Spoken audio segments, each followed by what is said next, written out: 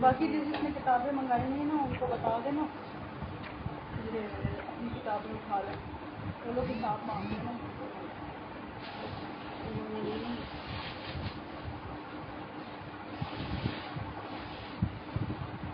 لوگ کل بھی نہیں آئے اور آج بھی نہیں.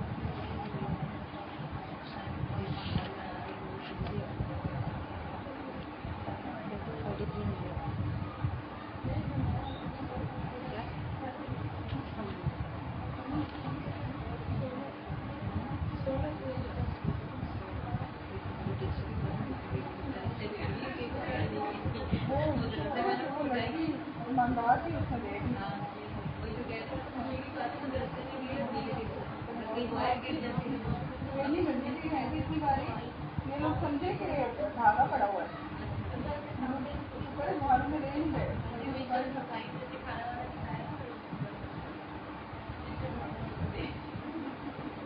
ان کو پہلے لگا دھاگا پڑا ہوا ہے.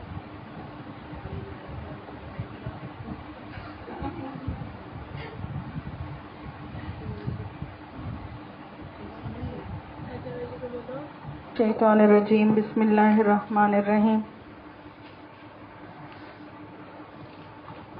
اللہم صلی علی سیدنا محمد وعلی آل سیدنا محمد وبارک وسلم علیہ. اللہم صلی علی سیدنا محمد وعلی آل سیدنا محمد وبارک وسلم علیہ. اللہم صلی علی سیدنا محمد وعلی آل سیدنا محمد وبارک وسلم علیہ. آج ہم نے پڑھنا ہے باب ما جاء فی شیب رسول اللہ صلی اللہ علیہ وآلہ وسلم. آپ صلی اللہ علیہ وسلم کے بالوں میں جو سفیدی آ گئی تھی, جو بال آپ کے سفید ہو گئے تھے, اس کا بیان. وبہ قال حدثنا قتادہ قال قلت لانس بن مالک هل خضب رسول اللہ صلی اللہ علیہ وسلم. حضرت قتادہ فرماتے ہیں کہ میں نے حضرت انس رضی اللہ تعالی عنہ سے پوچھا کہ نبی کریم صلی اللہ علیہ وسلم خضاب لگایا کرتے تھے. قال لم یبلغ ذلک. انہوں نے کہا کہ اس بات کی نوبت ہی نہیں آئی تھی. انما کان شیبا فی صدغیہ. آپ کے بالوں میں جو سفیدی آئی تھی وہ تو دونوں کنپٹیوں پر تھی. ولیکن ابو بکر خضب. البتہ حضرت ابو بکر مہندی لگایا کرتے تھے. بالحناء مہندی لگایا کرتے تھے. والقتم اور قتم کے ساتھ خضاب کیا کرتے تھے. مہندی تو آپ سب جانتے ہیں. قتم یہ ایک قسم کی گھاس تھی جو بالوں کو رنگنے کے لیے استعمال کی جاتی تھی. کبھی کبھی مہندی کے اندر ملا کے بھی استعمال کی جاتی تھی. تو اگر مہندی میں قتم زیادہ ہو جائے تو پھر اس کا کلر جو ہے ذرا گہرا ہو جاتا تھا, اور اگر مہندی زیادہ ہو جائے تو پھر سرخ رنگ ہو جاتا تھا. تو اس باب میں یہ ذکر ہے کہ نبی علیہ السلام نے خضاب استعمال فرمایا یا نہیں, یعنی سفید بالوں کو رنگا یا نہیں. آپ سب کے علم میں ہوگا, ہو سکتا ہے ہو سکتا ہے نہ ہو, کہ بالوں کو رنگنا کالے رنگ سے یہ ناجائز ہے. سفید بالوں کو کالا رنگ نہیں دے سکتے. اس کے علاوہ کوئی بھی جو رنگ ہے وہ استعمال کیا جا سکتا ہے. سوال ذہن میں آتا ہے کہ ایسا کیوں؟ تو کالا رنگ جو ہے جوانی کی علامت ہے, اور جب انسان کے بال سفید ہونے لگ جائیں, ظاہر ہے وہ بوڑھا ہو رہا ہے, تو اس میں ایک قسم کا دھوکہ آ گیا نا, اپنے آپ کو جوان بنا کے دکھا رہا ہے حالانکہ جوان نہیں ہے. اور اگر ریڈ کلر ہے تو ریڈ کلر میں تو صاف پتہ لگتا ہے کہ سفید بال ہیں تو رنگے ہوئے. واللہ اعلم.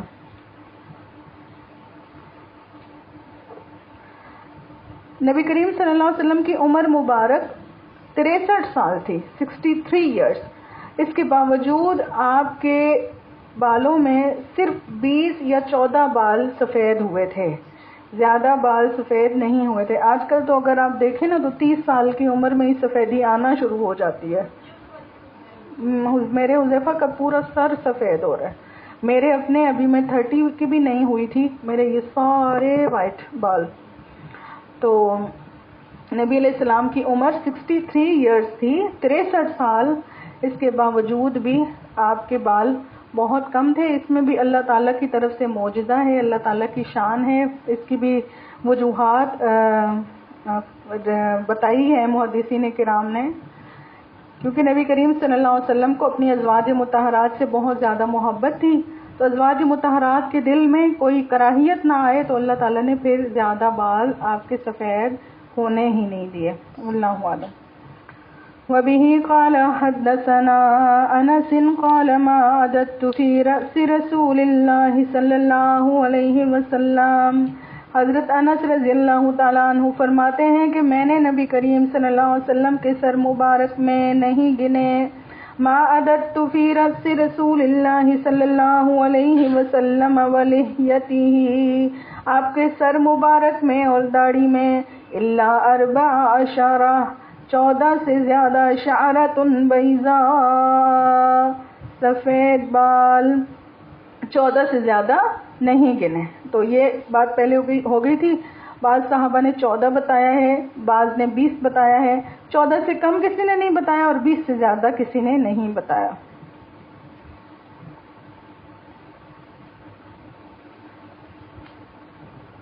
وَبِهِ قَالَ حَدَّثَنَا جَابِرُ بْنُ سَمُرَةَ يَسْأَلُ عَنْ شَيْبِ رَسُولِ اللَّهِ صلی اللہ علیہ وسلم۔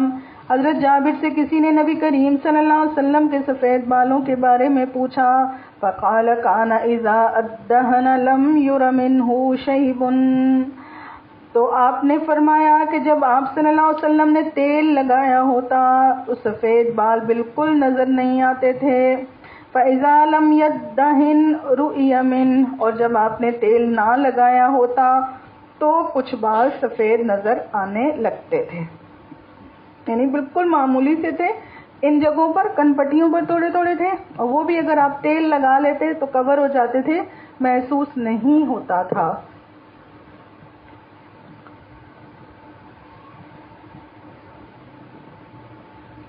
وَبِهِ قَالَ حَدَّثَنَا عَبْدُ اللَّهِ بْنِ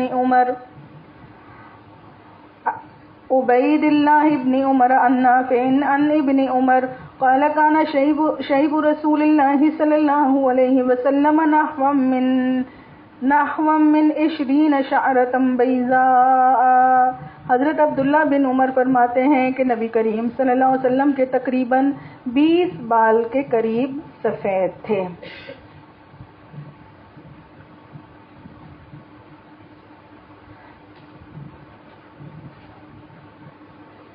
یہ جو چند بال سفید ہوئے تھے، اس میں بھی آپ علیہ السلام کے حسن و جمال میں کئی گنا اضافہ ہو گیا تھا۔ تھوڑے تھوڑے سے بال سر کے دونوں جانب، یہاں کن پٹیوں پر، تھوڑی کے نیچے داڑھی مبارک میں تھوڑے سے بال سفید ہو کر ساری داڑھی کو منور کر دیا تھا۔ بہت ہی ایلیگنٹ، خوبصورت لک آتی ہے جب انسان میچیورٹی میں ہوتا ہے، تو ہلکا ہلکا سا وائٹ ٹچ جو اس کی داڑھی میں یا اس کے بالوں میں آتا ہے وہ بہت میچیور، بہت ایلیگنٹ لگتا ہے، بہت بزرگ لگتا ہے بندہ، اس سے تو خوبصورتی میں اور اضافہ ہو گیا تھا۔ وَبِهِ قَالَ ابن عباس قَالَ ابو بکر یا رسول اللہ۔ حضرت عبداللہ بن عباس فرماتے ہیں کہ حضرت ابو بکر رضی اللہ تعالی عنہ نے عرض کی، یا رسول اللہ قد شبت قال شیبتنی ہود۔ حضرت ابو بکر نے فرمایا، نبی کریم صلی اللہ علیہ وسلم آپ بوڑھے ہو گئے۔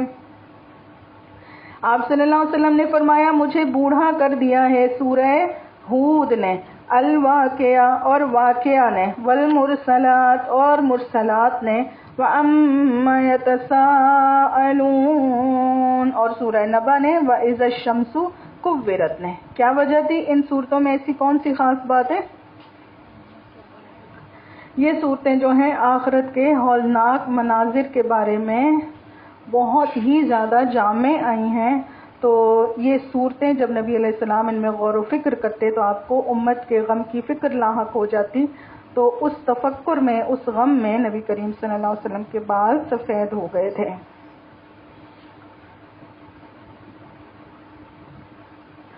بسم اللہ الرحمن الرحیم. وَبِهِ قَالَ حَدَّثَنَا جُحَيْفَةُ قَالَ قَالُوا يَا رَسُولَ اللَّهِ. حضرت ابو جحیفہ فرماتے ہیں کہ لوگوں نے عرض کیا یا رسول اللہ، یا رسول اللہ. قال قالوا یا رسول اللہ، لوگوں نے عرض کیا یا رسول اللہ نراک قد شبتا، ہم دیکھتے ہیں کہ آپ بوڑھے ہو گئے ہیں، آپ پر بڑھاپے کے آثار دیکھ رہے ہیں. قال شیبتنی ہود واخواتها، آپ صلی اللہ علیہ وسلم نے فرمایا مجھ کو سورہ ہود اور اس جیسی دوسری صورتوں نے بوڑھا کر دیا. آج ہمارا کیا حال ہے؟ آج کسی کے بال سفید ہوں تو مرد اور خواتین کہتے ہیں مجھے بچوں نے بوڑھا کر دیا، مجھے تو دنیا کی زندگی کے غموں نے بوڑھا کر دیا، پریشانیوں نے بوڑھا کر دیا، کاروبار کی فکروں نے بوڑھا کر دیا.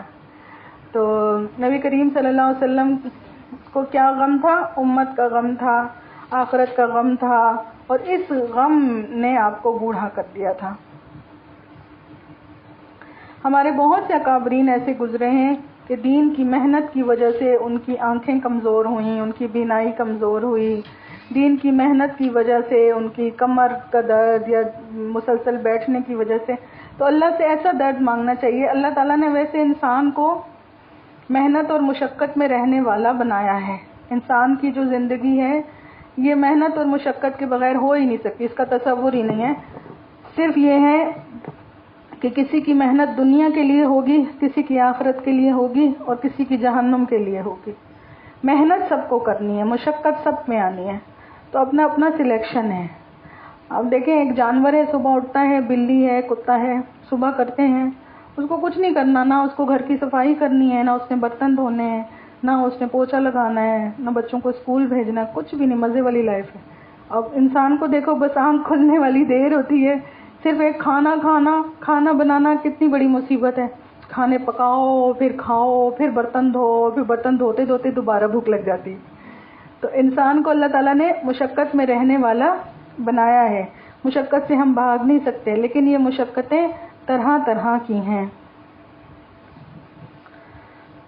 وَبِهِ قَالَ حَدَّثَنَا أَبِي رِمْسَةَ التَّيْمِيِّ تَيْمَ الرِّبَابِ.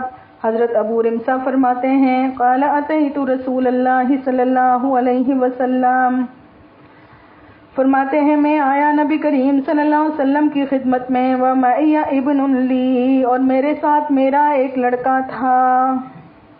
قال فَأُرِيتُهُ فَقُلْتُ لَمَّا رَأَيْتُ، میرے ساتھ میرا بیٹا بھی تھا جس کو لے کر نبی کریم صلی اللہ علیہ وسلم کی خدمت میں حاضر ہوا. کہتے ہیں کہ مجھے آپ صلی اللہ علیہ وسلم دکھلائے گئے. جب میں نے آپ صلی اللہ علیہ وسلم کو دیکھا تو کہا فَقُلْتُ لَمَّا رَأَيْتُهُ هَذَا نَبِيُّ اللَّهِ، جب میں نے نبی کریم صلی اللہ علیہ وسلم کو دیکھا تو میں نے کہا واقعتاً یہ اللہ کے رسول ہیں. وَعَلَيْهِ ثَوْبَانِ أَخْضَرَانِ، اور آپ صلی اللہ علیہ وسلم پر سبز رنگ کے 2 کپڑے زیب تن کیے ہوئے تھے.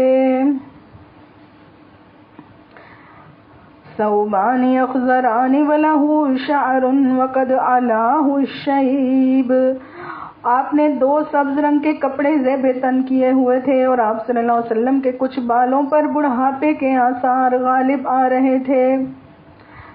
وَلَهُ شَعْرٌ وَقَدْ عَلَاهُ الشَّيْبُ وَشَيْبُهُ أَحْمَرٌ، اور آپ کے بال سرخ تھے. اس حدیث سے یہ ثابت کرنا چاہ رہے ہیں کہ نبی علیہ السلام نے خضاب استعمال فرمایا تھا. انہوں نے کیا بتایا کہ آپ کا جو بڑھاپا ہے یا جو آپ کے سفید بال تھے وہ سرخ ہو رہے تھے. تو اصل میں اس بات کے اندر 2 طرح کی حدیثیں آئیں گی. کچھ حدیثیں ہوں گی جو ڈینائی کریں گی کہ نبی علیہ السلام نے خضاب نہیں استعمال کیا، اور دوسری حدیثوں میں آئے گا کہ آپ صلی اللہ علیہ وسلم نے خضاب استعمال فرمایا ہے. تطبیق دونوں میں اس طرح سے ہوگی کہ جس نے کسی نے دیکھا تو ایسی حالت میں دیکھا کہ اس وقت آپ نے خضاب نہیں کیا ہوا تھا، اور جس وقت آپ نے کیا ہوا تھا تو بعض لوگوں نے اس وقت دیکھا تو حکم یہ ہوگا کہ آپ ہمیشہ رنگ کے نہیں رکھتے تھے، کبھی کبھی آپ نے رنگا بھی ہے. دونوں جو روایتیں ہیں صحیح روایتیں ہیں.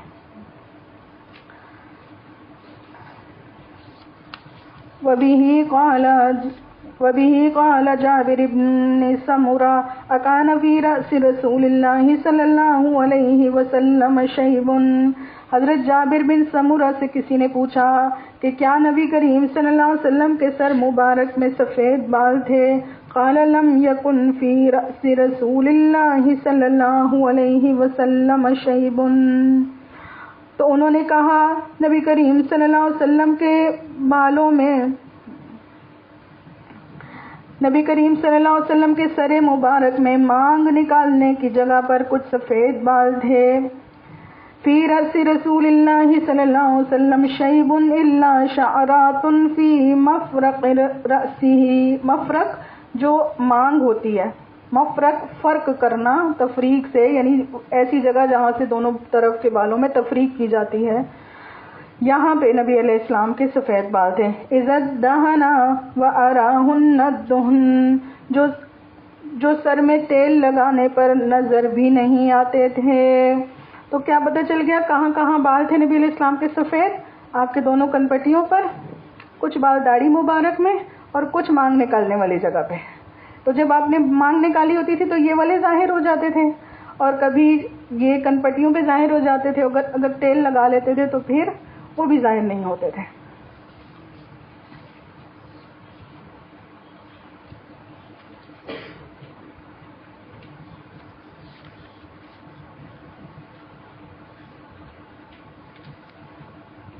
بسم اللہ الرحمن الرحیم.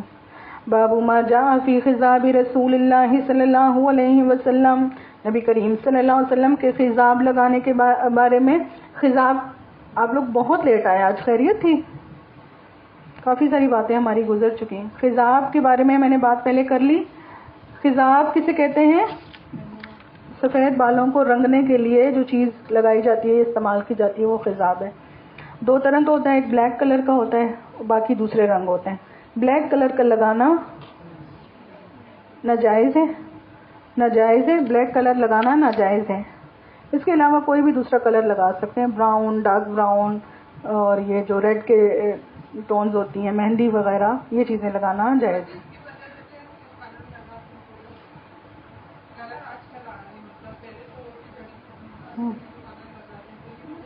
جی جی، بلیک کے علاوہ.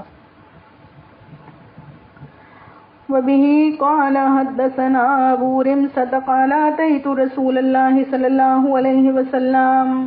حضرت ابو رمسا کہتے ہیں کہ نبی کریم صلی اللہ علیہ وسلم کی خدمت میں، یہ حدیث ہو نہیں چکی، دوبارہ آئی. نبی کریم صلی اللہ علیہ وسلم کی خدمت میں اپنے بیٹے کو لے کر حاضر ہوا. قال اتيت رسول الله صلی اللہ علیہ وسلم مع ابن لی فقال ابنك هذا فقلت نعم. تو نبی کریم صلی اللہ علیہ وسلم نے ارشاد فرمایا کیا یہ تمہارا بیٹا ہے؟ تو میں نے کہا جی ہاں. اشهد به قال لا يجني عليك ولا تجني عليه. تو آپ صلی اللہ علیہ وسلم نے فرمایا کہ اس کی جنایت کا بدلہ تم پر نہیں اور تمہاری جنایت کا بدلہ اس پر نہیں. یہ دراصل کیوں ارشاد فرمایا؟ عرب کے اندر ایک رواج تھا کہ بیٹے سے کوئی گناہ ہو جاتا، کسی کا قتل وغیرہ کچھ ہو جاتا تو اس کی جنایت باپ پہ آتی تھی. باپ سے کچھ ہو جاتا تو اس کی جنایت بیٹا ادا کرتا تھا. تو نبی کریم صلی اللہ علیہ وسلم نے فرمایا اس کی جنایت تم پر نہیں، تمہاری جنایت اس پر نہیں. اور دوسرا، کیونکہ ابھی اسلام آیا تھا اور اکثر لوگ اس میں مسلمان نہیں بھی تھے، تو بچہ جو ہے، بچے کا جو نسب ہے وہ کبھی کبھی مشکوک بھی ہو جاتا تھا. لوگ اپنا بچہ ڈینائی کر دیتے تھے کہ یہ میرا بیٹا نہیں ہے. سمجھ رہے نا بات کو؟ تو اس لیے یہ بھی ایک رواج تھا کہ پبلکلی جو کسی بچے کو آدمی اون کر لیتا، کہہ دیتا کہ یہ میرا بیٹا ہے، یا اس سے اقرار لیا جاتا کہ یہ تمہارا بیٹا ہے، اور وہ اقرار کر دیتا جی یہ میرا بیٹا ہے، تو پھر والد اور اولاد والے جو حقوق ہیں وہ دونوں پر عائد ہو جاتے تھے. تو دو باتیں اس حدیث میں ہو گئیں. قال ورأيت الشيب أحمر. اس وقت میں نے نبی کریم صلی اللہ علیہ وسلم کے بعض بالوں کو سرخ دیکھا. قال ابو عیسیٰ ھذا احسن شیء روی فی ھذا الباب.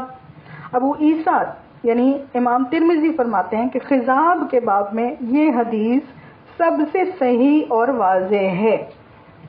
ٹھیک ہے، یہ حدیث سب سے صحیح اور واضح ہے کہ نبی کریم صلی اللہ علیہ وسلم نے خضاب لگایا ہے. وروي في هذا الباب وأفسره لأن الروايات الصحيحة أن النبي صلى الله عليه وسلم لم يبلغ الشيب وأبو رمسة اسمه رفاعة. کیونکہ صحیح روایات میں یہی آیا ہے کہ نبی کریم صلی اللہ علیہ وسلم سفید بال آنے کی حد تک پہنچے ہی نہیں تھے اور ابو رمسہ کا نام رفاعہ ہے.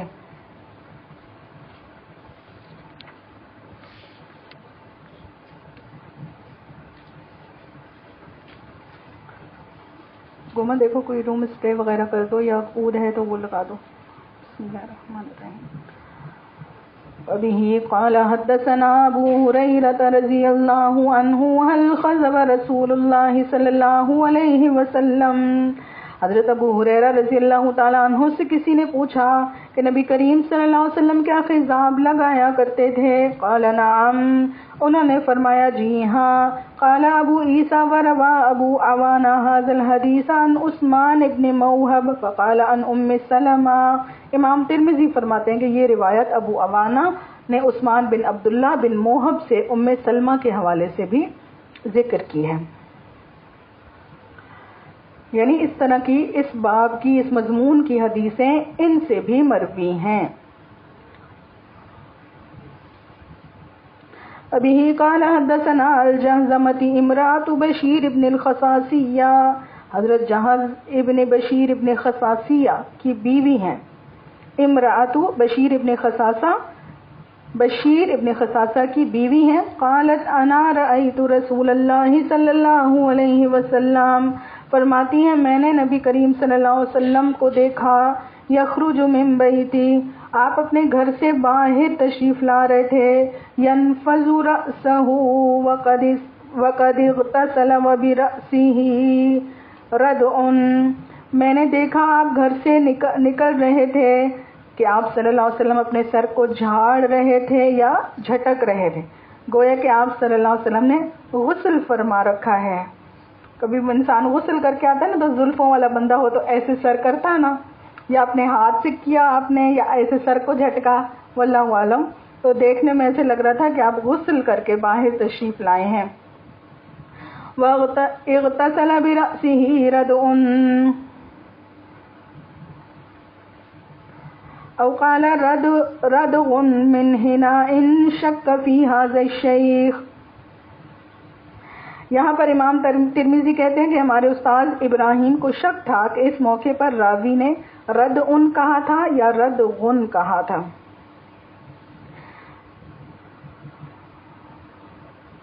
یہ محدثین کی اور روایت کرنے والے جو صحابہ ہیں ان کا کمال درجے کا احتیاط ہے کہ اگر راوی نے کوئی لفظ بتایا اور سننے والا بھول گیا کہ اس نے ردغن کہا تھا یا ردعن کہا تھا تو وہ دونوں لفظ بیان کر دیتے ہیں. اگر اس کو کہیں ڈاؤٹ ہوتا ہے تو دونوں لفظ بیان کر دیتے ہیں کہ مجھے یہ بات یاد نہیں رہی کہ راوی نے یہ لفظ کہا تھا یا یہ لفظ کہا تھا.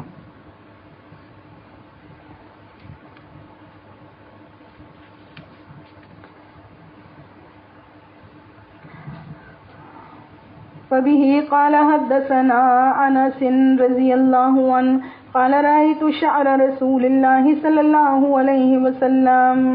حضرت انس رضی اللہ تعالیٰ عنہ فرماتے ہیں کہ میں نے نبی کریم صلی اللہ علیہ وسلم کے بالوں کو خضاب کیا ہوا دیکھا. قال رأيت شعر رسول اللہ صلی اللہ علیہ وسلم مخضوبا، خضاب کیا ہوا دیکھا. قال حماد اخبرنا عبد الله بن محمد بن عقيل قال رأيت رسول الله صلى الله عليه وسلم عند انس بن مالك مخضوبا. محمد بن عقیل نے خبر دی اور کہا کہ میں نے حضرت انس بن مالک کے پاس آپ صلی اللہ علیہ وسلم کے بالوں کو خضاب کیے ہوئے دیکھا. منہ مبارک کے بارے میں بات ہے. آپ سب جانتے ہیں کہ الحمدللہ ہمارے پاس منہ مبارک کا بھی ایک سلسلہ چلتا ہے، امت کے پاس نبی کریم صلی اللہ علیہ وسلم کے منہ مبارک ہیں. تو حضرت انس رضی اللہ تعالی عنہ کے پاس منہ مبارک تھے جو کہ سرخ رنگ کے تھے، سرخ ہو رہے تھے. تو وہ بتا رہے ہیں کہ ہم نے حضرت انس رضی اللہ تعالی عنہ کے پاس نبی کریم صلی اللہ علیہ وسلم کے منہ مبارک دیکھے جن پر کہ خضاب ہوا تھا، سرخ تھے. تو اس کے بارے میں بھی علماء یہ فرماتے ہیں کہ خوشبو کے رنگ سے نا، خوشبو لگانے سے، خوشبو کے استعمال سے کبھی کبھی بال جو ہیں سرخ ہو جاتے ہیں. نبی کریم صلی اللہ علیہ وسلم کو خوشبو بہت پسند تھی اور آپ صلی اللہ علیہ وسلم اپنے بالوں میں بھی خوشبو لگایا کرتے تھے. اور کبھی کبھی ایسا بھی ہوتا ہے کہ جو بال ٹوٹ چکا ہو انسان کے جسم سے تو وہ بھی کلر چینج کرتا ہے، یا پھر ان بالوں کے اوپر جس کے پاس وہ تھے انہوں نے سیو کرنے کے لیے ہو سکتا ہے خوشبو لگا لی ہو، واللہ عالم. تو یہ تینوں احتمال بھی ذکر ہو گئے اس میں. منہ مبارک کے بارے میں جو مختلف جگہوں پر زیارت ہوتی رہتی ہے، ربیع الاول کے مہینے میں زیادہ ہوتی ہے، لوگ کرواتے ہیں. اور اکثر نیٹ پر بھی لوگ پکچرز لے کے ڈالی ہوتی ہیں کہ منہ مبارک ہیں، یا نبی علیہ السلام سے منسوب کر کے چیزیں دکھائی جاتی ہیں کہ نبی علیہ السلام کا کرتا ہے یا تلوار ہے. ان چیزوں کا کیا حکم ہے؟ اول تو یہ ہے کہ اگر یہ چیزیں آپ کو کوئی مستند لوگ دکھا رہے ہیں، اوتھینٹک لوگ دکھا رہے ہیں، تو پھر تو ضرور اس میں ماننا چاہیے. بہت بڑا شرف ہے، بہت بڑی سعادت ہے. کوئی مستند ادارہ ہے، کوئی مستند لوگ ہیں جو دکھا رہے ہیں، منہ مبارک کی زیارت کر رہے ہیں، تو ضرور جائیں، دیکھیں، برکت حاصل کریں. البتہ ایسے ہی نیٹ پہ جو تصویریں آ جاتی ہیں نا، اکثر کوئی بھی چیز اٹھا کے لوگ منسوب کر دیتے ہیں. اول تو یہ بہت بڑا گناہ ہے. اگر وہ چیز نہیں ہے نبی علیہ السلام سے ریلیٹڈ اور اس کو نبی علیہ السلام کی نسبت دے کے وائرل کیا ہے، وہ بہت سخت گناہ ہے. تو ہم جو ہے نا ہر چیز کی تصدیق بھی نہیں کر سکتے. وہ اگر نیٹ پہ کوئی چیز آئی، کوئی ویڈیو آئی، کوئی تصویر آئی، جی یہ نبی علیہ السلام کا کرتا ہے، نبی علیہ السلام کا پیالہ ہے. اب اکثر انسان کو نہیں پتا ہوتا، ہمارے پاس اتنی تحقیق تو نہیں ہے نا، تو بس اس کو وہیں چھوڑ دینا چاہیے. لوگوں نے اس پہ نیچے سبحان اللہ سبحان اللہ سبحان اللہ، پتہ چلے وہ پتہ نہیں کیا ہے کیا نہیں ہے، تو کوئی ہمارے پاس اس کی ویریفیکیشن نہیں ہے. ایک جو چیز بہت زیادہ مشہور ہوئی ہے مسلمانوں میں، نالین پاک کا نقشہ، جو بر صغیر میں بہت زیادہ مشہور ہوا ہے. دیکھا ہے سب نے نالین پاک کا نقشہ؟ اس کتاب میں دکھائیں تو کیا کہہ رہے ہیں؟ ویریفائی کیا ہوا ہے؟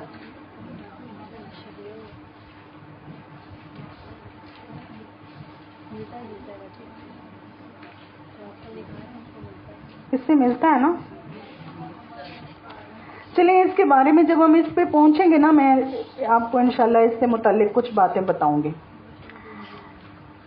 عرب میں جب ہم گئے تھے نا حرمین شریفین میں، تو وہ لوگ ڈینائی کرتے ہیں، وہ کہتے ہیں یہ نقشہ نہیں ہے، وہ کہتے ہیں نالین پاک کا یہ نقشہ نہیں ہے جو مشہور ہو گیا ہے. واللہ عالم، جب اس باب پہ آئیں گے انشاءاللہ تب اس پہ بات کریں گے.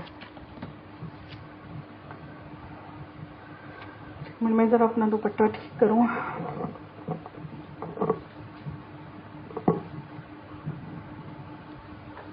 کیا لگتا ہے آپ لوگوں کو اگر ہم جمعے کو یہ کتاب نہ کریں اور ہفتے کو کلاس نہ کریں، خبر ہو جائے؟ 4 دن یہ گزرے نا تو 12 دن اور لگتا ہو تو ہے نا، اس طرح سے تیزی سے پڑھ رہے ہیں نا لوگوں سے. آپ کا شمائل ترمذی کا ختم کا جو پروگرام ہے اس کے بارے میں مجھے مشورہ کرنا ہے. سب نے وہ مشورہ دینا ہے جس میں سب کے لیے زیادہ سے زیادہ آسانی ہو اور فائدہ ہو. میں تو اکیلے ابھی تک اسی لیے بڑا پروگرام نہیں کر سکی کیونکہ مجھے ڈر لگتا ہے انتظامات سے. انتظامات کون کرے گا؟ یہاں پر بھی جو ہوتا ہے پروگرام، اس کے بھی انتظامات اتنے ہیکٹک ہو جاتے ہیں. تو اس لیے میں بڑے پیمانے پہ اکثر کہتی ہوں، کیا نہیں ابھی تک. تو آپ سب مشورہ دیں گے تو جو سب کی اکثریت کی رائے ہوگی پھر اس طرف جائیں گے. ایک آپشن تو یہی ہے کہ ہم اپنے مدرسے میں ہی کریں جیسا ہر سال کرتے ہیں. اور ایک آپشن یہ ہے کہ ہم بڑے پیمانے پہ کریں. ابھی یہاں پہ تو آپ ماشاءاللہ دیکھ رہے ہیں یہ فل ہو گیا, یہ فل ہو گیا. تو اگر اب اور جگہ نہیں ہے, جگہ ہمارے پاس اب محدود ہے, مین مسئلہ جگہ کا ہے. تو اگر ہم بڑی جگہ پہ, کھلی جگہ پہ کرتے ہیں تو ہم زیادہ سے زیادہ لوگوں کو انوائٹ کر سکتے ہیں, زیادہ سے زیادہ لوگوں کو شامل کر سکتے ہیں.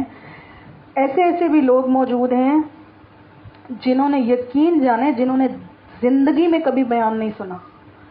ہم لوگ لیاری میں ہوتے ہیں, لیاری میں جب میری ساس کا انتقال ہوا تھا, ان کی میت پڑی ہوئی تھی, اس وقت مجھے یہ لوگ بہت رونا دھونا کر رہے تھے, تو مجھے کسی نے کہا آپ بیان کرو. میں نے بیان کیا تھوڑی دیر کے لیے, اور ان عورتوں کے چہرے سے ایسے لگ رہا تھا انہوں نے کبھی بیان اور یہ باتیں سنی ہی نہیں ہیں. وہ لوگ اگر کہیں جاتے بھی ہیں نا دینی اس میں, تو وہاں پر جو ہے جن کے عقیدوں کو ہم لوگ صحیح نہیں سمجھتے ان کے بیانات ہوتے ہیں, تو وہاں جاتی ہیں زیادہ تر. اور یہ باتیں آخرت کی فکر, آخرت کی تیاری, یہ انہوں نے سنی ہی نہیں ہے. اب وہ لوگ مجھے کہتے تھے آپ یہاں آیا کرو. تو متفرق جگہوں پہ جانا, چھوٹے چھوٹے لوگوں مطلب گروپس کے پاس, میں آپ کے گھر آ گئی, وہاں 20-25 خواتین ہو گئی, میں کسی اور کے گھر چلی گئی, وہاں 20-25 خواتین ہو گئی, میں لیاری چلی گئی, وہاں 20-25 خواتین ہو گئیں. تو ان سب کو اگر ایک جگہ جمع کر لیا جائے ایک ہی پروگرام کے اندر, تو یہ زیادہ بہتر نہیں. پھر آپ لوگ ماشاءاللہ جو ریگولر ہیں, آپ کی اسناد والے بھی اچھے خاصے ہیں. کتنی تعداد ہے اسناد والوں کی؟ 25-30 تو ہے, 25-30 تو ہے اسناد والوں کی تعداد نا. سب کو بلانا, سب کو اسناد دینی, ایک اچھی نعت خوانی کرنی.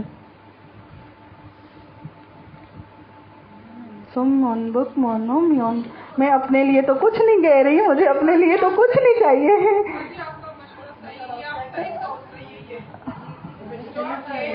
میں یہ کہنا چاہ رہی ہوں کہ انتظامات آپ لوگ سنبھالیں گے. طالبات وہاں کی جو ڈیکوریشن وغیرہ, اگر ہم ہال میں کرتے, میں نے گروپ میں میسج بھیجا ہوا تھا نا, اگر ہم ہال میں کرتے ہیں, نیول کے کمیونٹی ہال میں کرتے ہیں, وہاں ہو گئے کام صحیح ہے, سٹنگ ارینجمنٹ, ڈیکوریشن, یہ سب کچھ دیکھنا. پھر جن لوگوں کو ہم بلائیں گے ان لوگوں کو لک آفٹر کرنا اچھے سے. بچے تو الاؤڈ ہوں گے ہی نہیں, بچے نہیں الاؤڈ ہوں گے. پروگرام سارا ہمارا اچھے نظم و ضبط سے ہو جائے. ڈریسنگ کیسی ہوگی خواتین کی, وہ بھی ہم نے ابھی سے کرنا ہوگا, خاص طور پہ وہ کہ جو سندیں لینے اسٹیج پر آئیں گی, ان کی ڈریسنگ کیسی ہوگی کیسی نہیں ہوگی, یہ سارا ہیڈک آپ لوگ سنبھالو. یہ میں صرف اپنے بیان کی تیاری کروں گی, آؤں گی, بیان کروں گی, چلی جاؤں. مین مسئلہ پتہ ہے کیا ہوتا ہے, ہال کا رینٹ انشاءاللہ وہ ہو جائے گا, اس کی مجھے ٹینشن نہیں ہے نا. ڈیکوریشن بھی ہو جائے گی اس کا. ہال میں اصل مسئلہ یہ آتا ہے جب آپ کسی کو ہال کی دعوت دیتے ہو نا, لوگ سمجھتے ہیں یہاں تو دیگیں پکیں گی. تو ہم ولیمہ تو گھر نہیں رہے کسی کا, میرے بیٹے کا ولیمہ تھوڑی ہے. تو لوگ یہ سوچ کے آتے ہیں کہ دیگیں پکیں گی, کھانے شانے ہوں گے. اب ہمارا تو مدرسے کا پروگرام ہے, اب مدرسے کے فنڈ پہ, میں تو اس کی قائل بھی نہیں ہوں کہ مدرسے کے فنڈ پہ اتنا برڈن دیا جائے. لیکن ہاں یہ میں کہتی ہوں کہ جو لوگ آتے ہیں تو اکرامن, کیونکہ بڑی مجلس ہے, نبی علیہ السلام کے سیرت پروگرام ہے, بڑی مجلس ہے, تو تھوڑا بہت کچھ جیسے ایک پانی کی بوتل, تو کوئی چھوٹا سا آئٹم جیسے ہمیشہ ہمارا یہاں پہ ہوتا ہے, چھوٹا سا آئٹم ہو. لیکن پھر وہی بات ہے, اگر ہم تعداد زیادہ بلائیں گے تو پھر وہ حساب وہی بڑھ جائے گا. اگر ہم سنیکس کی طرف بھی جائیں گے نا تو مہنگائی کتنی ہے, سنیکس ارینج کرنا مشکل ہو جائے گا.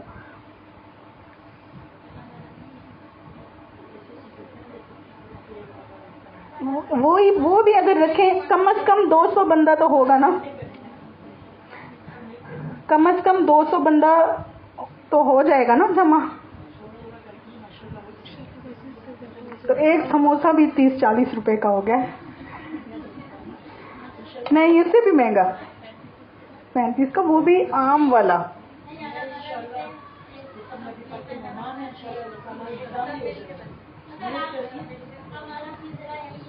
ایک چیز میں اپنے اوپر لے لیتی ہوں, ہال کا رینٹ میرے اوپر انشاءاللہ, ہال کا رینٹ میں دوں گی انشاءاللہ. ڈیکوریشن کی بھی امید ہے کہ میں کروا لوں گی, ٹھیک ہے. باقی بچا صرف کھانے والا اسنیکس والا ہیڈ ایک. تو اس کے لیے یہ لڑکی ہے زینب، اس کے اوپر بہت پہلے ہی حساب کتاب ہے. زینب کرے گی، زینب کے پاس کلیکشن ہوگی، زینب نوٹ کرے گی. ٹھیک ہے، تو لکھتی جانا نا تاکہ کوئی آگے پیچھے گڑبڑ نہ ہو. یہ دوسری چیز، آپ جو خواتین ہیں جنہوں نے کل چھٹی کی ہے، ہاں آپ کی سند ڈاؤٹ میں پڑ گئی ہے اب. اچھا، اب دوسری چیز، ڈریسنگ پہ آ جائیں. موسٹ امپورٹنٹ، ڈریسنگ پہ آ جائیں. ڈریسنگ کسی نے بھی سج دھج کے نہیں آنا ہے. ٹھیک ہے، اور میلا کچیلا بھی نہیں آنا ہے، کیونکہ شرافت والا پروگرام ہے، تعظیم والا پروگرام ہے، اکرام والا پروگرام ہے. اگر آپ ابایا میں رہنا چاہتے ہیں تو ٹھیک ہے، آپ کا دلہا دلہایا ابایا ہو، اور اگر آپ لون کے سوٹ میں تو وہی جو شرعی لباس کی پابندیاں ہیں اس کو فالو کریں گے. دوپٹہ باریک نہ ہو، آستینیں فٹڈ کپڑے وغیرہ نہ ہوں. ایک تو وہ میسج بھی نہیں جانا چاہیے ہمارے پروگرام سے کہ جی وہ میک اپ شیک اپ اور تیاریاں نہ لگے، سیرت کا پروگرام ہو رہا ہے، نہ لگے ولیمہ ہو رہا ہے کسی کا. اس طرح سے نہیں آنا ہے تیار شیار ہو کے. یہ ناجائز ہے عورتوں کا اس صورت میں گھر سے نکلنا. تو لیکن اچھا ایک گریسفل سی آپ کی ڈریسنگ ہونی چاہیے. ٹھیک ہے، باقی ساری پھر تیاریاں میں ساتھ ساتھ روز تھوڑا تھوڑا بتاتی رہوں گی. ڈیوٹی کس کی کہاں لگے گی. انتظامیہ جو ہوں گی، خاص طور پہ انتظامیہ لڑکیاں، آپ لوگ جو ہے نا کچھ کر کے یا تو دوپٹے ایک جیسے بنوا لو، یا وہ ویز ہم نے بنوائی تھی وہ بنی ہوئی کتنی ہے؟ ہاں، تھوڑی سی ہمت کر کے کرو، سستی کو چھوڑو، تھوڑی ترقی کی طرف آؤ. ہمارا اتنا بڑا پروگرام ہوتا ہے دورہ قرآن کا، رمضان میں ختم قرآن کی دعا، وہ اتنا بڑا پروگرام ہوتا ہے اور ہم لوگ اپنی سستی کی وجہ سے ہم لوگ ارینجمنٹ نہیں کر پاتے، ہم لوگ زیادہ لوگوں کو شامل نہیں کر پاتے. حالانکہ دوسرے اداروں میں یہ ہوتا ہے کہ لوگ بلاتے ہیں، ان کو لوگ نہیں آتے، اور ہمارے ساتھ الحمدللہ الٹا ہوتا ہے کہ ہمارے پاس لوگ آتے ہیں اور ہمارے پاس بٹھانے کی جگہ نہیں ہوتی. ہاں، کہاں آپ کا گھر؟ ہاں جی، آپ کا گھر؟ جی بہت شکریہ، جزاک اللہ خیر. ویسے نا میرے ماموں کا بھی گھر ہے بڑا، لیکن ہم تھوڑے سے اب ہو گئے خوددار. Self respect. اب ہم کہتے ہیں ہم اپنے پروگرام نا خود کریں گے، اپنے پیروں پہ خود کھڑے ہوں گے. اور اللہ کا شکر ہے، اللہ نے ہماری اکیڈمی کو بڑا مضبوط بنایا. ہمارا فنڈنگ سسٹم کمزور نہیں ہے. ابھی تو یہ تجوری بھی کھلے گی، 10 20 کے نوٹ نہ نکل آئے اس میں سے. امید ہے اس میں سے بھی کچھ نکل آئے گا. تو ہم انشاءاللہ ہم جب اپنے گھروں کو چلا سکتے ہیں تو ہم اپنا ادارہ نہیں چلا سکتے. ہم جب دین کی خاطر مال پیش کرنے کی باری آتی ہے تو کیا ہم سست ہو جائیں گے؟ تو میں نے تو یہ بھی کہا تھا کہ ہو سکتا ہے کہ یہ جو گھروں والے پروگرام ہیں ہو سکتا ہے میں نہ آ سکوں نا، اور کیونکہ میں ابھی پورے دن میں اتنا ہی ٹائم نکلتا ہے جو یہ ایک کلاس ہو پاتی ہے. تو پھر جمعے کا بیان بھی ہے، پھر ہفتے کی کلاس بھی ہے، پھر گھروں والے سیپریٹ پروگرام، وہ ٹو مچ ہو جائے گا نا، مشکل ہو جائے گا. تو اگر ہم سارے مل کے ایک ہی اچھا بڑا پروگرام کریں، اور ٹائمنگ پہ بھی البتہ اس پہ بھی مشورہ کریں. اگر ہم اتنا کریں گے پھر ہم لوگوں کو آسانی سے چھوڑیں گے نہیں، پھر ہم ان کو بٹھا کے نعتیں سنا کے کم از کم 3-4 گھنٹے تو لیں گے ان سے. یہاں پر تو 1-1.5 گھنٹے میں ختم ہو جاتا تھا نا، تو وہاں ایسے تھوڑی ہوگا. وہ میں ابھی کور کرا لوں پھر میں ڈیسائیڈ کرتی ہوں. 14 اکتوبر کی ڈیٹ آ رہی ہے میرے حساب سے، ربیع الاول کے آخری دن ہوں گے. ہماری کتاب انشاءاللہ مکمل ہو چکی ہوگی. پہلے میں نے اتوار کا دن رکھا تھا تو لیکن میرے ہسبینڈ کہہ رہے ہیں ہفتہ اتوار مت رکھو، ہفتہ اتوار کے جو رینٹ ہوتے ہیں بہت ہائی ہوتے ہیں. تو پھر میں نے منڈے کا 14 اکتوبر یہ دن ابھی فی الحال کے لیے سب لوگ ذہن میں رکھ دیں. یہ انشاءاللہ آپ کی شمائل ترمذی کی کمپلیشن کا دن ہوگا، اور آپ کی اسناد بھی اتنی خوبصورت بن کے آئی ہیں، بہت خوبصورت بن کے آئی ہیں. تو انشاءاللہ یہ بھی وہاں پہ آپ لوگوں کو دی جائیں گی اس پروگرام کے اندر.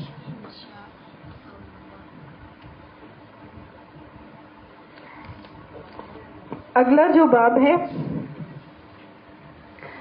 بسم اللہ الرحمن الرحیم. باب ما جاء فی کحل رسول اللہ صلی اللہ علیہ وسلم. نبی کریم صلی اللہ علیہ وسلم کا سرما لگانے کے بیان میں. وبه قال حدثنا عبد الله بن عباس رضی اللہ عنہ ان النبی صلی اللہ علیہ وسلم قال اکتحلوا بالاسمد.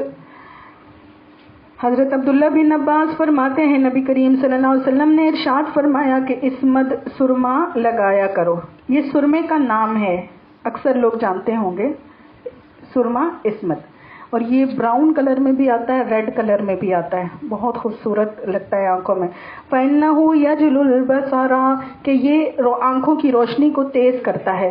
وَيُنبِتُ الشَّعْرَ اور پلکوں کے بالوں کو اگاتا ہے. وَزَعَمَ أَنَّ النَّبِيَّ صلی اللہ علیہ وسلم کانت لہو مکحلتن اور حضرت عبداللہ بن عباس فرماتے ہیں کہ آپ صلی اللہ علیہ وسلم کے پاس ایک سرما دانی تھی. یکتحل منہا جس سے آپ سرما لگایا کرتے تھے. کل لیلۃ ہر رات کو. ثلاثۃ فی ہذہ وثلاثۃ فی ہذہ 3 سلائیاں اس آنکھ میں اور 3 سلائیاں اس آنکھ میں. سرما لگانا نبی کریم صلی اللہ علیہ وسلم کی سنت ہے. اس سنت کو زندہ کرنے کی ضرورت ہے. میرا خیال ہے اس وقت پورے ہال میں ایک بھی بندہ ایسا نہیں جس نے سرما لگایا ہو. لگایا کسی نے؟ ایون کے مدرسے والے نہیں لگاتے. یہ سنتیں ہم نے چھوڑ دی ہیں نا, میک اپ اور یہ سب. سرما کہاں گیا ہماری زندگی سے؟ ہم کیوں نہیں سرما لگاتے؟ تو سرما لگانا اور اتنی بعض سنتیں تو اتنی زیادہ تاکیدی ہیں, جیسے تیل لگانا. کل ہم نے پڑھا تھا نبی کریم صلی اللہ علیہ وسلم اتنا زیادہ تیل لگایا کرتے تھے کہ وہ کپڑا رکھا جاتا تو لگتا وہ کپڑا بھی تیل والا ہو گیا. اور دوسرا سرما آپ نے لگایا؟ وہ حسینہ باجی کی بہو, آپ نے لگایا وہ سرما؟ اچھا ماشاء اللہ. کون سا لگایا؟ نارمل. چلو اسمد لگاؤ. یہاں سے بھی مل جاتا ہے. پہلے تو مکہ مدینہ سے ہی ملتا تھا, اب یہاں سے بھی مل جاتا ہے. جو اسلامک شاپس ہوتی ہیں نا وہاں سے مل جاتا ہے. رات کے وقت سرما لگانے کا زیادہ فائدہ ہوتا ہے کہ رات کے وقت جب انسان لگا کے سو جاتا ہے تو وہ آنکھوں کو کے اندر کوئی بھی انفیکشن ہو, کوئی بھی جراثیم ہو, اس کو کلیئر کرتے ہیں. یہ جتنے ہمیں ابھی تو یہاں کراچی میں آنکھوں کی بیماری بھی بہت چل رہی ہے نا, بینائی تیز ہوتی ہے, آنکھوں میں چمک آتی ہے, پلکیں اگتی ہیں. اور سنت کیا ہے کہ 3 سلائیاں اس آنکھ میں, 3 سلائیاں اس آنکھ میں.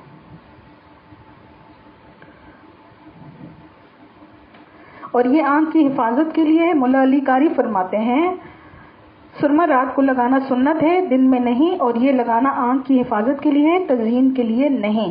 اس وجہ سے دن میں سرمے کا استعمال مردوں کے لیے فقہا نے منع فرمایا ہے. رات کو لگانے سے یہ فائدہ بھی ہوتا ہے کہ سرما اچھی طرح آنکھوں میں سرایت کر جاتا ہے اور آنکھ میں دیر تک باقی رہتا ہے. رات میں لگانا سنت ہے مردوں کے لیے.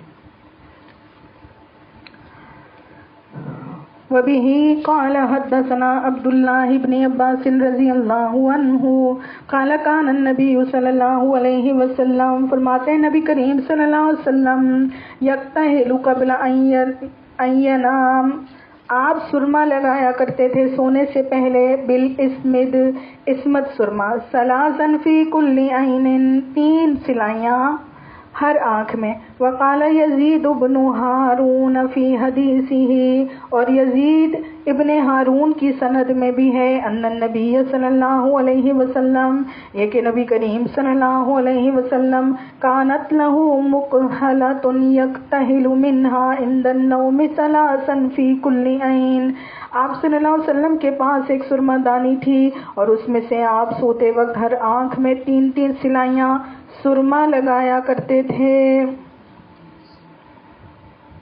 سرما لگانے میں آپ صلی اللہ علیہ وسلم سے 3 طریقے منقول ہیں. پہلا طریقہ جو اس حدیث میں آیا کہ دونوں آنکھوں میں 3 سلائیاں. دوسرا طریقہ دائیں آنکھ میں 3 اور بائیں آنکھ میں 2. جیسے حضرت عبداللہ بن عمر کی روایت میں ہے کہ جب آپ صلی اللہ علیہ وسلم سرما لگاتے تو دائیں آنکھ میں 3 اور بائیں آنکھ میں 2 مرتبہ لگاتے تاکہ طاق عدد ہو جائے. تیسرا طریقہ دونوں آنکھ میں 2 اور 1 دونوں میں مشترک, یعنی 2 اس میں لگائیں 2 اس میں لگائیں پھر 1 سلائی بھر کے دونوں میں پھیر لی.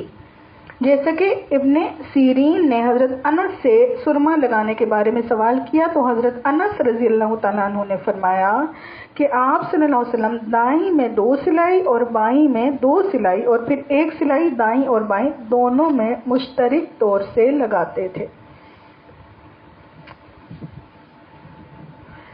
وبه قال حدثنا جابر رضی اللہ عنہ قال قال رسول اللہ صلی اللہ علیہ وسلم علیکم بالاسمد. حضرت جابر فرماتے ہیں نبی کریم صلی اللہ علیہ وسلم نے ارشاد فرمایا کہ اسمد سرمے کو لازم پکڑو. عند النوم فإنه یجلو، سوتے وقت کیونکہ وہ نظر کو تیز کرتا ہے. یجلو البصر وینبت الشعر، اور پلکوں کے بالوں کو بھی اگاتا ہے.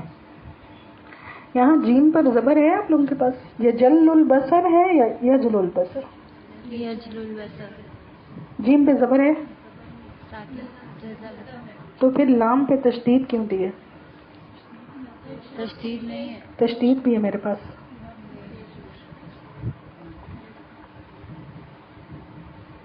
ہاں یہاں میرے پاس تشدید بھی ہے. غلطی ہے شاید.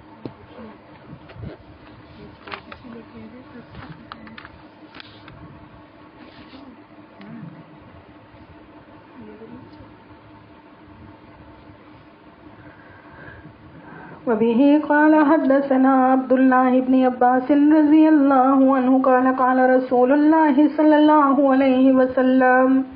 حضرت عبداللہ بن عباس رضی اللہ تعالیٰ عنہ فرماتے ہیں نبی کریم صلی اللہ علیہ وسلم نے ارشاد فرمایا ان خیر اکحالکم، نبی کریم صلی اللہ علیہ وسلم نے فرمایا تمہارے سب سرموں میں سے سب سے بہتر سرما الاسمد، سرما اسمد ہے. یجل البصر ینبت الشعر، جو کہ نظر کو تیز کرتا ہے اور پلکوں کے بالوں کو اگاتا ہے. ابھی قال حدثنا عبداللہ ابن عمر قال قال رسول اللہ صلی اللہ علیہ وسلم علیکم بالاسمد فإنه یجل البصر وینبت الشعر. حضرت عبداللہ بن عمر رضی اللہ تعالیٰ عنہ سے بھی یہی مروی ہے کہ اسمد سرما لازم پکڑو کیونکہ یہ نظر کو تیز کرتا ہے اور بالوں کو اگاتا ہے.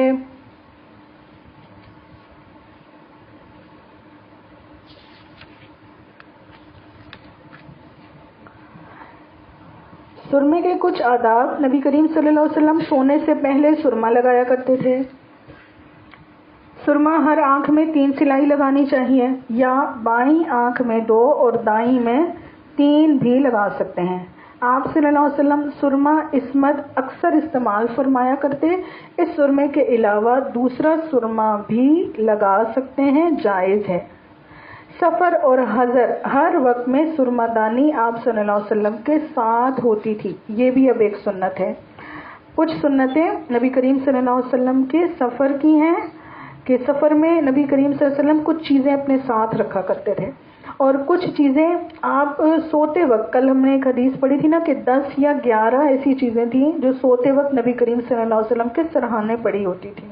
ان میں سے ایک چیز ہم نے کیا پڑھی تھی؟ کنگے. تو اب باقی بھی آہستہ آہستہ آتی رہیں گی ساری روایات کے اندر. بعض لوگ سرمے کی سلائی پر 3 بار سورہ اخلاص دم کر کے آنکھوں میں لگاتے ہیں. یہ بات غلط مشہور ہو گئی ہے.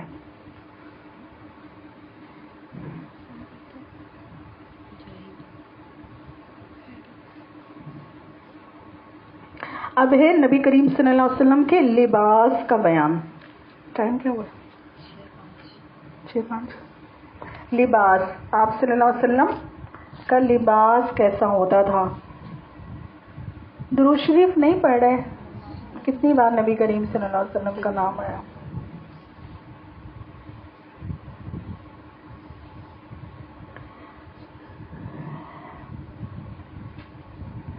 لباس کہتے ہیں ایسی چیز کو جس کو پہنا جائے، اور اس میں 2 مصلحتیں قرآن پاک میں بیان ہوئی ہیں.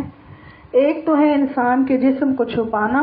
یا بنی آدم قد انزلنا علیکم لباسا یواری سوآتکم، اے اولاد آدم ہم نے تم پر لباس اتارا تاکہ وہ تمہاری ستر پوشی کرے. ٹھیک ہے. انسان کے علاوہ دوسری کوئی مخلوق لباس نہیں پہنتی. یہ انسان کا خاصہ ہے. یواری سوآتکم وریشا، اور یہ زینت کا باعث ہے. ٹھیک ہے، لباس کا دوسرا مقصد کیا ہوا کہ یہ انسان کو زینت دیتا ہے، انسان کے جسم کے جو عیوب ہیں ان کو بھی چھپاتا ہے.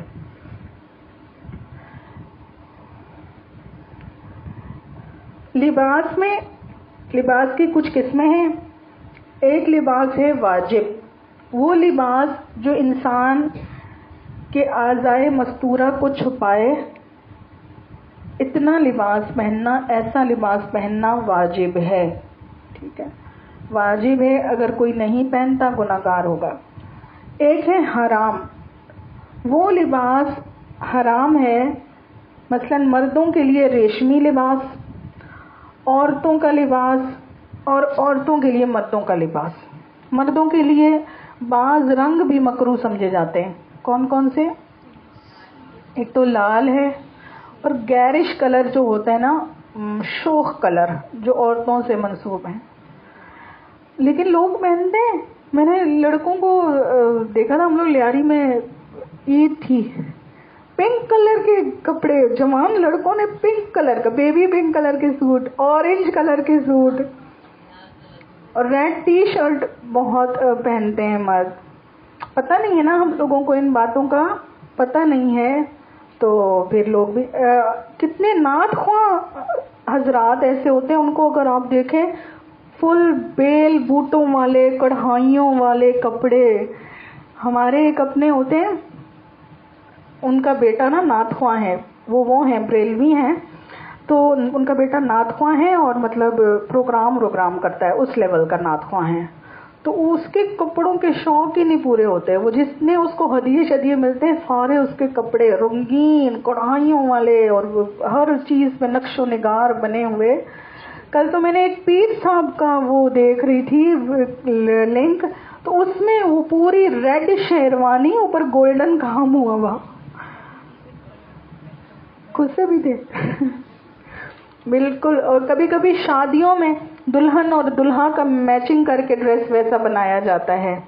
تو یہ مرد کے لیے جائز نہیں ہے، اور عورت کے لیے مردوں والا لباس جائز نہیں ہے. عورتوں کے اندر دیکھیں، کل بچی ایک پوچھ رہی تھی، ایک وہ قمیض چلی تھی پچھلے دنوں، جو مردانہ سٹائل کی قمیض ہوتی تھی، اوپر اس کے مردانہ کالر ہوتے تھے، اور یہاں پہ پاکٹ لگے ہوئے ہوتے تھے، اور نیچے سے اس کا جو دامن ہوتا تھا گول ہوتا تھا. تو کوئی بھی ایسی چیز جو کسی معاشرے میں، کسی سوسائٹی میں مردوں کے ساتھ خاص ہو جائے، مردوں کے ساتھ ایسوسیٹ ہو جائے کہ اس طرح کے کپڑے مرد پہنتے ہیں، تو اس سوسائٹی کے اندر ویسا لباس عورت کے لیے پہننا حرام اور ناجائز ہو جائے گا.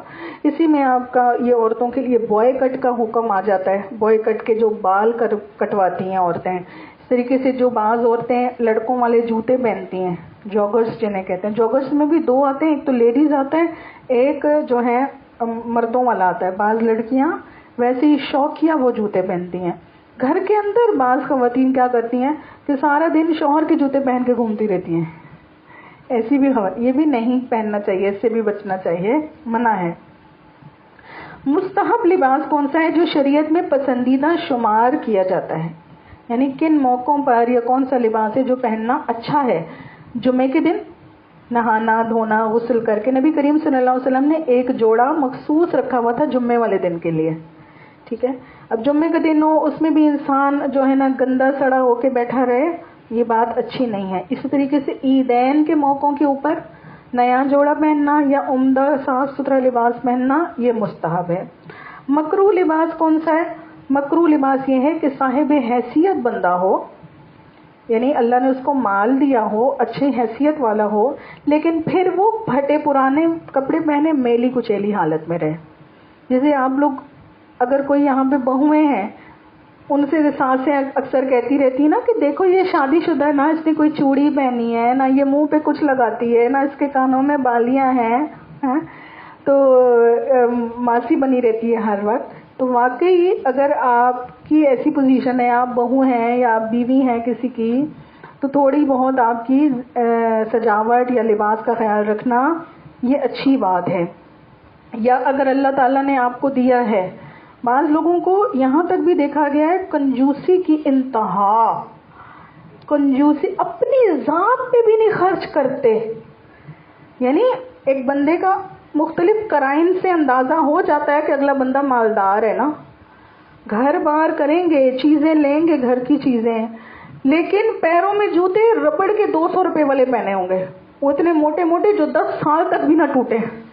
ایسا جوتا, وہ اتنا برا لگتا ہے, اور دیکھنے والوں کو بھی برا لگتا ہے, پہناوا بھی برا لگتا ہے. عورتوں کے پیروں میں ایسے موٹے موٹے بھدے سے جوتے کہاں اچھے لگتے ہیں. تو انسان ہو مالدار, صاحب حیثیت, لیکن کنجوسی کی وجہ سے اپنی ذات پہ بھی خرچ نہ کرے, یہ اللہ کو پسند نہیں. ایک لباس ہے جو مباح ہے. مباح وہ لباس ہے کہ جو نہ تو ضروری ہو نہ ہی اس سے منع کیا گیا ہو. حدیث شریف میں آتا ہے البسوا ما شئتم, پہنو جو چاہو, ما لم یکن مخیلا ولا صرف, جب تک کہ اس میں غرور اور تکبر کا اظہار نہ ہو اور فضول خرچی نہ ہو. کپڑوں کے اندر اور زیب و زینت کے اندر 2 چیزوں کی تعلیم آ گئی کہ کپڑوں کے اوپر ایسا جو ذہن ہوتا ہے نا خواتین کا کہ میں ایسا ڈریس لوں جیسا کسی کا نہ ہو, ایسا لوں کہ بس مجھے دیکھ کے سب جل بھن جائیں, تو یہ تکبری کی علامت ہے, غرور کی نا, کہ میرا لباس ایسا ہونا چاہیے. تو اسلام ہمیں لباس پر فوکس کرنا نہیں سکھاتا کہ انسان کا سارا فوکس بس کپڑوں پہ ہی ہو جائے, گویا کہ ساری جو خوبی ہے وہ کپڑوں ہی کے اندر ہے اور ظاہریت کے ہی اندر ہے, بلکہ اسلام فوکس کرتا ہے انسان کی باطنی تربیت کے اوپر کہ اپنے آپ کو اندر سے سنوارو, اور فضول خرچی بھی نہیں ہونی چاہیے. ضرورت سے زیادہ پیسہ کپڑوں پر نہ خرچ ہو. تو اب شروع کرتے ہیں یہ بات.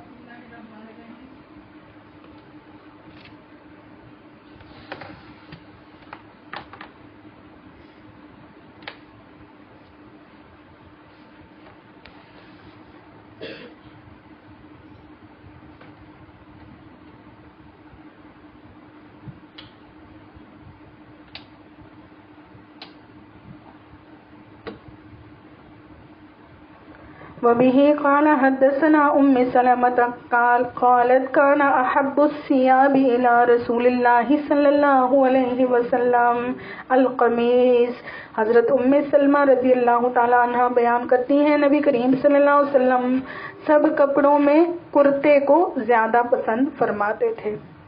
وبه قال حدثنا سلمة قالت كان أحب الثياب إلى رسول الله صلى الله عليه وسلم القميص. دوسری روایت بھی دوسری سند کے ساتھ اصل میں آئی ہے, اور راویہ حضرت سلمہ ہی ہیں.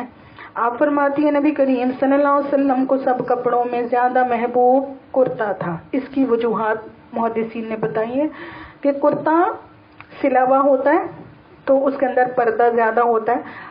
مردوں کے اندر شروع زمانے میں ایسے بھی تھا نا کہ ایک چادر نیچے باندھ لیتے تھے اور ایک چادر اوپر اوڑھ لیتے تھے, تہ بند اور چادر جیسے کہتے ہیں, اور ایک جو ہے یہ کرتا ہوتا تھا. تو نبی کریم صلی اللہ علیہ وسلم کو کرتا زیادہ پسند تھا کیونکہ ظاہر ہے کہ وہ سلا ہوا ہے, اس میں پردہ زیادہ ہے.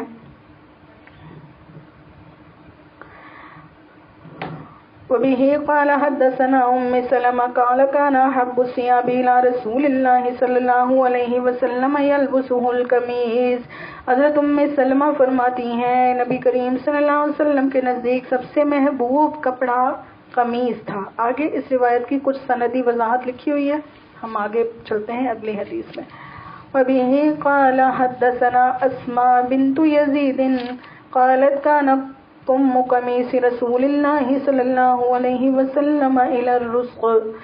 حضرت اسماء بنت یزید فرماتی نبی کریم صلی اللہ علیہ وسلم کی کرتے کی آستینیں پونچے تک تھیں. پونچا میرا خیال ہے کسی کو گٹے کو ہی کہیں گے, یہاں گٹا کیا گیا ترجمہ. کلائی تو یہاں تک ہوتی ہے نا, کلائی تو تھوڑی اوپر ہوتی ہے, یہاں تک ہوتی ہے, گٹا یہ ہوتا ہے. کیا لکھا ہے گٹوں کا, بعض روایتوں میں گٹوں کا لفظ ہے لیکن یہاں ایک الگ لفظ ہے, یہ پونچھ لکھا ہوا ہے. تو پونچے کا کیا مطلب ہوتا ہے؟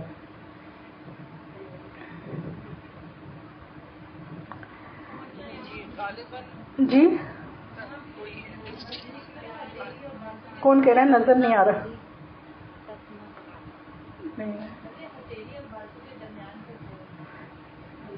کے درمیان ہتھیلی اور بازو کے درمیان کا جوڑ، تو یہ گٹا ہی ہوا نا، گٹا ہی ہوا نا. بعض روایتوں میں آستین کی لمبائی زیادہ آئی ہے. بعض روایتوں میں آیا ہے کہ نبی کریم صلی اللہ علیہ وسلم کی آستین کی جو لمبائی تھی انگلیوں تک تھی، انگلیوں تک تھی. تو اس کی وجوہات محدثین فرماتے ہیں کہ ممکن ہے کہ سردی کی وجہ سے ایسی آستین رکھی ہو، اور دوسرا جواب یہ دیتے ہیں کہ ابتدا تو لمبی تھی مگر دھونے کے بعد سکڑ کر گٹوں تک ہو گئی. اور حضرت شیخ الحدیث مولانا زکریہ فرماتے ہیں کہ گٹے تک کی جو روایت ہے وہ افضلیت پر محمول ہے، اور اس سے جو زائد ہے وہ بیان جواز کے لیے ہے. یعنی کبھی کبھی کیا اکثر اوقات آپ کو حدیث مبارکہ میں آپ کو دو طرح کے عمل نظر آئیں گے. جیسے کھڑے ہو کے پانی پینا، تو کھڑے ہو کر پانی پینے سے نبی کریم صلی اللہ علیہ وسلم نے منع فرمایا ہے. لیکن ایک آدھ روایت ایسی بھی موجود ہے جس میں نبی کریم صلی اللہ علیہ وسلم نے کھڑے ہو کے پانی پیا ہے. ٹھیک ہے، تو ان میں تطبیق اس طرح سے ہوتی ہے کہ ایک جو حدیث ہے وہ افضلیت پر محمول ہے، اور دوسری جو حدیث ہے وہ بیان جواز پر، یعنی جائز ہونا بیان کرنے کے لیے. کہ کبھی کبھی ایسا ہو جاتا ہے کہ انسان ایسی حالت میں ہوتا ہے کہ انسان بیٹھ نہیں سکتا، یا انسان کے گھٹنے میں تکلیف ہے، انسان بیٹھ نہیں سکتا، یا کوئی جگہ نہیں ہے، کوئی اگر آپ مارکیٹ میں ہیں اور وہاں پانی پینا پڑے تو عورت وہاں سڑک پہ بیٹھی ہوئی کتنی بری لگے گی. تو بیان جواز کے لیے ہے کہ کبھی کبھی اگر ایسی مجبوری ہو جائے تو جائز ہے.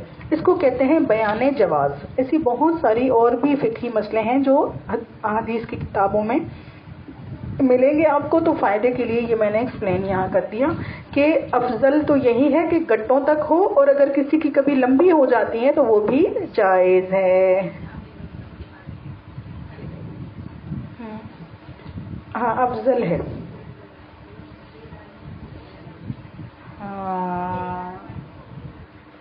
ہاں یہ دیکھا نا، یہ اب نا ہماری آنکھوں کے سامنے دلیل آ گئی. رکھتے ہیں آپ لوگ، اس کا مطلب ہے انگلیوں تک.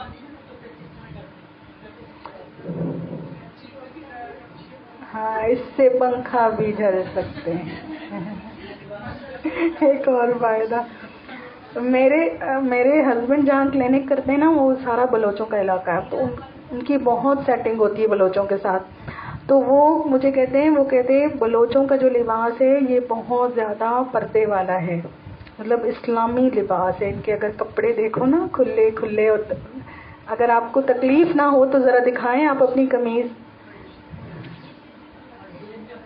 یہ دیکھیں کتنی کھلی کھلی لوز فراک کی طرح بنی ہوئی ہے اور سائڈوں سے بند ہے. وہ کہتے ہیں کہ تم لوگ جو کپڑے پہنتی ہو نا تو یہ تو بلوچ جو ہیں اس کو بے حیائی والے کپڑے سمجھتے ہیں. ہمارے سے لمبے لمبے چاک ہوتے ہیں نا جس کو ہم لوگ نارمل قمیض کہتے ہیں، لیکن وہ چاک لمبے لمبے اور فٹڈ آ رہے ہوتی ہیں قمیضیں. میں جب چھوٹی ہوتی تھی نا، جتنی بھی میری لائف کے ایج وہ رہے ہیں، میرا ایک سوٹ بلوچی لازمی ہوتا تھا. میں شوقیاں بنواتی تھی تو پھوپھو میری بنا کے مجھے دیتی تھی، تو ایک سوٹ میرا بلوچی ہوتا تھا. میں ابھی بھی پہننا چاہتی ہوں، مجھے امی نے میرا نہیں تو یہ آپ اس کو تھوڑا سا اس میں بنا لیں. ہاں بہت مہنگے بنتے بھئی آپ لوگوں کے کپڑے، میں نے سنا لاکھوں میں بنتے ہیں آپ لوگوں کے کپڑے. لیس والا بناؤں؟ نہیں، وہ جو مرحوم جنید جمشید جو ہیں ان کا جو برانڈ ہے، ان کے پاس اسٹچ جو کپڑے ملتے ہیں نا اس میں اس طرح کی کرتیاں ملتی ہیں. لیکن میرا تو خیر وہاں سائز نہیں ملتا لیکن بندہ بنوا سکتا ہے. کہنے کا مقصد یہ ہے کہ اس طرح کی ڈریسنگ میں ہم آئیں، ڈریسنگ کی طرف آئیں، ایسی ڈریسنگ سیکھیں، بند کرتے کھلے کھلے اور یہ والی آستینیں پنکھے والی. بڑا مسئلہ ہے، بجلی نے بھی بڑا تنگ کیا ہوا ہے.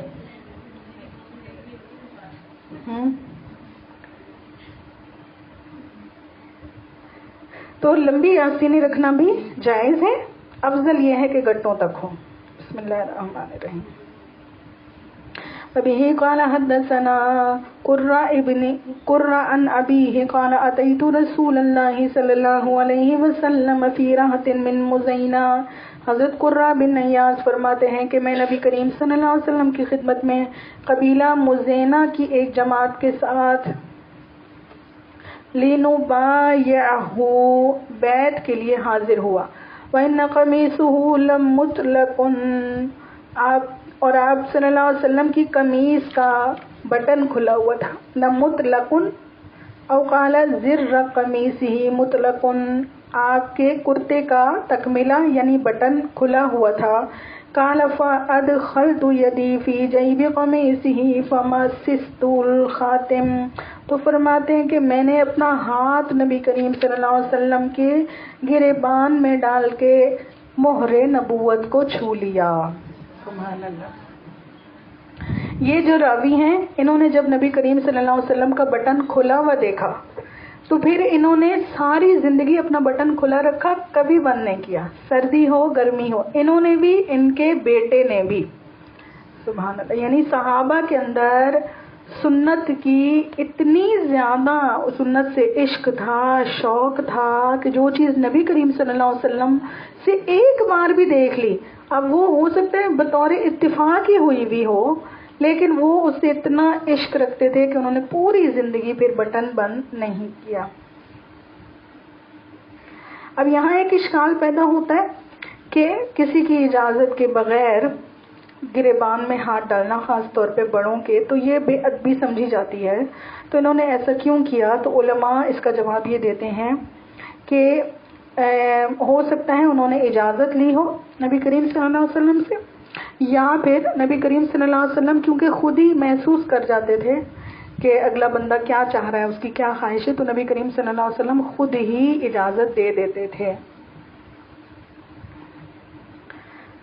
وَبِهِ قَالَ أَنَسِ بْنِ مَالِكَ أَنَّ النَّبِيَّ صلی اللہ علیہ وسلم خرج.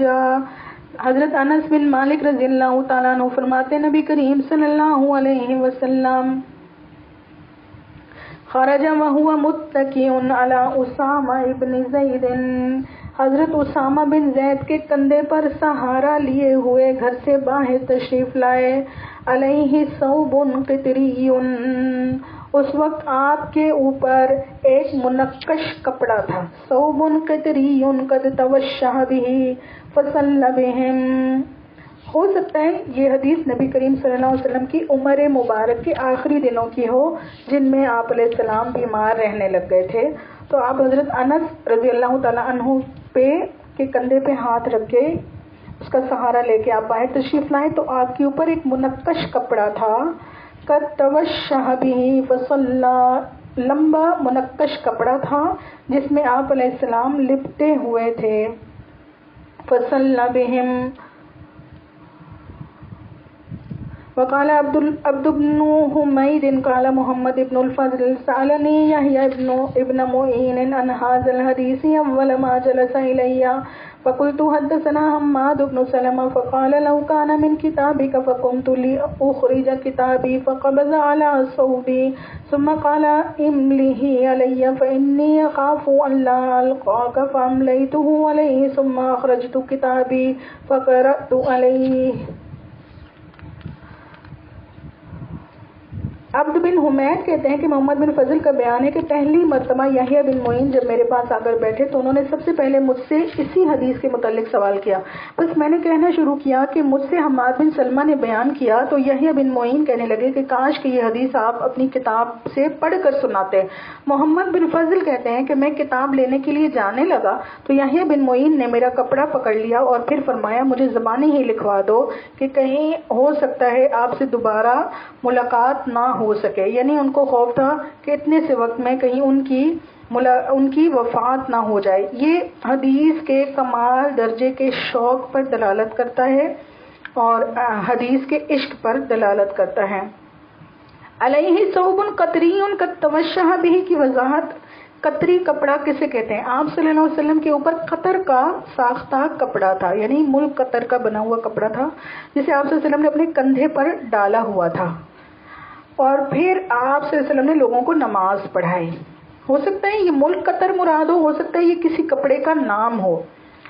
اس کا بنا ہوا کپڑا تھا اور اپنے کندھے پر ڈالا ہوا تھا اور پھر آپ صلی اللہ علیہ وسلم نے لوگوں کو نماز پڑھائی. ملا علی قاری فرماتے ہیں کہ قطر ایک قسم کی چادر ہوتی تھی، لال رنگ کے نقش و نگار اس پر ہوتے تھے اور وہ چادر مری ہوتی تھی اور وہ چادر موٹی ہوتی تھی. اور یہ جو ہم نے حدیث میں روایت میں پڑھا کہ محدثین کرام جب حدیث ایک دوسرے سے بیان کرتے تھے تو وہ کہتے تھے کہ کتاب سامنے رکھ کے مجھے سناؤ. یہ اس لیے کہ حدیث روایت کرنے میں کمال درجے کی احتیاط مطلوب ہے. اگر کوئی حافظ بھی ہو نا، کسی کو حدیثیں یاد ہوں، تب بھی اس کے لیے بہتر اور افضل یہ ہے کہ وہ کتاب کو سامنے رکھے، اپنے حافظے پر اعتماد نہ کرے. اس لیے آج بھی حدیث پڑھنے پڑھانے کا معاملہ بہت نازک اور بہت سینسٹیو ہوتا ہے.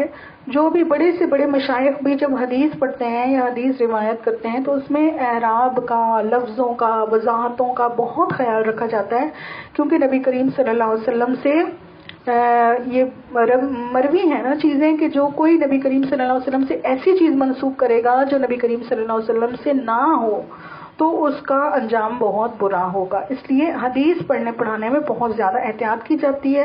تو ہم بھی اپنی گفتگو میں جب کچھ ذکر کرنے لگے نا کہ یہ سنت تھی یا ایسی ہم نے حدیث سنی تو اس میں بہت احتیاط سے کام لینا چاہیے. جب تک ہمیں مضمون پورا یاد نہ ہو ہم آگے نقل نہ کریں، اور اگر مضمون بھی یاد ہو اور اس کا حکم بھی ہمیں پورا اچھی طرح سے سمجھ آ چکا ہو. کبھی کبھی ایسا ہوتا ہے کلاس میں مسئلہ کسی اور اینگل سے سمجھایا گیا، طالب علم نے اس کو بالکل ہی کچھ اور سمجھا. شروع میں میرے پاس ایسے سوال آتے تھے، لوگ آ کے کہتے آپ نے ایسا کہا تھا کلاس میں، تو وہ میں حیران ہو جاؤں کہ یہ بات تو میں نے کہی نہیں. وہ اصل میں وہ خود سے بات کو غلط سمجھے ہوتے تھے، اس کو پھر وہ ویریفائی نہیں کرواتے اور اسی کو آگے نقل بھی کرتے رہتے ہیں اور اپنے ذہن میں بھی بٹھا لیتے ہیں. تو وہ جو علم دین کے اندر اگزام لینے کا سسٹم ہے نا وہ اسی لیے ہے کہ ایک دفعہ پتہ چل جائے کہ طالب علم نے کیا سنا، کیا سمجھا اور کیا اس کے ذہن میں اس کا حاصل نکلا. وبه قال حدثنا ابو سعید خضری قال كان رسول اللہ صلی اللہ علیہ وسلم.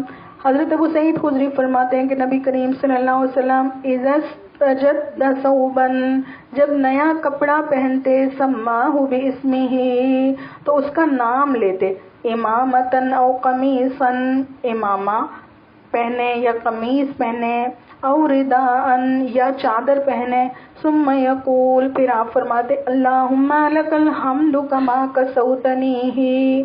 یہ کپڑے پہننے کی دعا اب بتائی جا رہی ہے. آپ دعا فرماتے یا اللہ ساری تعریفیں آپ کے لیے ہیں، جیسے آپ نے مجھے یہ کپڑا پہنایا، اسألک خیرہ وخیر ما صنع لہ، میں آپ سے اس کپڑے کی خیر مانگتا ہوں اور وہ خیر جس کے لیے یہ بنایا گیا، وَأَعُوذُ بِكَ مِن شَرِّهِ، اور میں اس کپڑے کی شر یعنی اس کی برائی سے پناہ مانگتا ہوں، وَشَرِّ مَا صُنِعَ لَهُ، اور اس شر سے جس کے لیے یہ بنایا گیا ہو.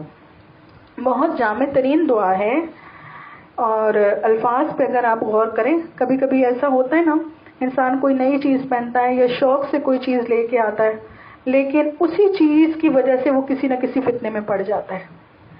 خدا نہ خواستہ جیسے کپڑا ہے، خدا نہ خواستہ کپڑا آپ نے پہنا تو خدا نہ خواستہ ہو سکتا ہے وہ فائر کو کیچ کرنے والا ہو. آپ خوش ہو رہی ہیں میں نے نیا سوٹ پہنا، وہ خدا نہ خواستہ پہن کے کچن میں گئے، دوپٹے نے آگ پکڑ لی، آگ لگ گئی. ایسا ہوتا ہے. ہر چیز کے اندر خیر بھی ہے، شر بھی ہے. تو بہت جامع ترین دعا ہے کہ جب لباس پہنے پہلے تو اللہ تعالیٰ کی حمد و ثنا کرے اور پھر دعا مانگے کہ جس خیر کے لیے یہ بنایا گیا وہ خیر مجھے ملے، اور اس شر سے، جیسے گاڑی ہے، آپ نے نئی گاڑی لی، گاڑی کا خیر بھی ہے، شر بھی ہے، آپ کی نفع کی چیز بھی ہے اور اس میں انسان کی ہلاکت بھی ہو سکتی ہے. اس طریقے سے ہر چیز کا پازیٹیو اور نیگیٹو اینگل ہوتا ہے. تو اس لیے یہ دعائیں بہت قیمتی ہیں، ان کو ہم اپنی زندگی میں کا حصہ بنائیں.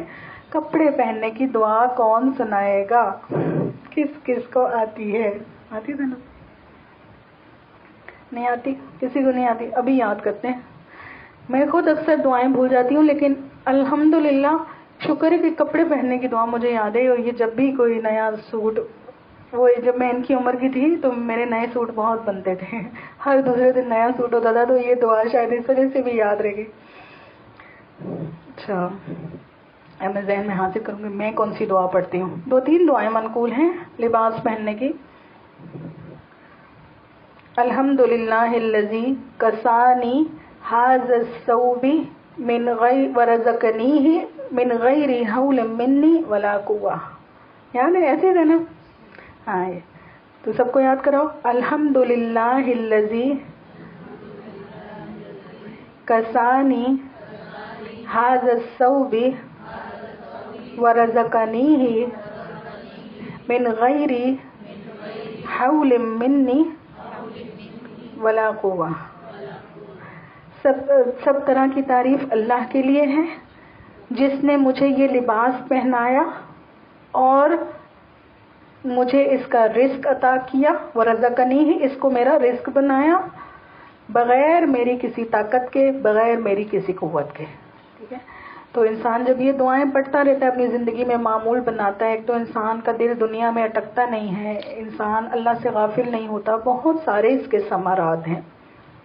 ابھی تو یاد نہیں ہوئی ہوگی، آہستہ آہستہ ساتھ ساتھ یاد کریں. اور دوسرا کیا کہتے ہیں، اگر عربی نہ یاد ہو تو اردو میں ہی کہہ دیں، اور اگر اردو بھی نہ یاد ہو تو کم از کم الحمدللہ بندہ کہہ دیں. نیا سوٹ پہنا الحمدللہ 2-3 بار کہہ دیا تاکہ اللہ تعالیٰ کی حمد و ثنا ہو جائے. وَبِهِ قَالَ حدثنا انس بن مالک رضی اللہ عنہ. حضرت انس بن مالک فرماتے ہیں قال کان احب الثياب الى رسول اللہ صلی اللہ علیہ وسلم يلبسه الحبارہ. نبی کریم صلی اللہ علیہ وسلم کو دھاری دار چادر کپڑوں میں زیادہ پسند تھی. حضرت انس فرماتے ہیں نبی کریم صلی اللہ علیہ وسلم کو دھاری دار چادر بہت پسند تھی. پیچھے ہم نے پڑھا ہاں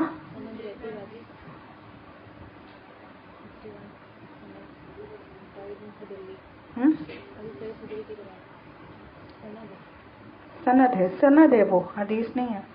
یہ حدیث ایک ہے اور اس کی سندیں 2 ہیں. حضرت ابو سعید خدری نے ما قبل کی طرح حدیث نقل کی ہے. میرے پاس صرف اتنا ہی لکھا ہوا ہے، کچھ اور روایت تو نہیں، بس یہی ہے نا. اچھا، نبی کریم صلی اللہ علیہ وسلم کو دھاری دار چادر پسند تھی. پہلے ہم نے پڑھا کہ آپ صلی اللہ علیہ وسلم کو قمیص پسند تھی، اب ہے چادر پسند تھی. تو دونوں قولوں میں کوئی اختلاف نہیں ہے. پہننے کے کپڑوں میں قمیص پسند تھی اور اوپر اوڑھنے کی چیزوں میں چادر پسند تھی.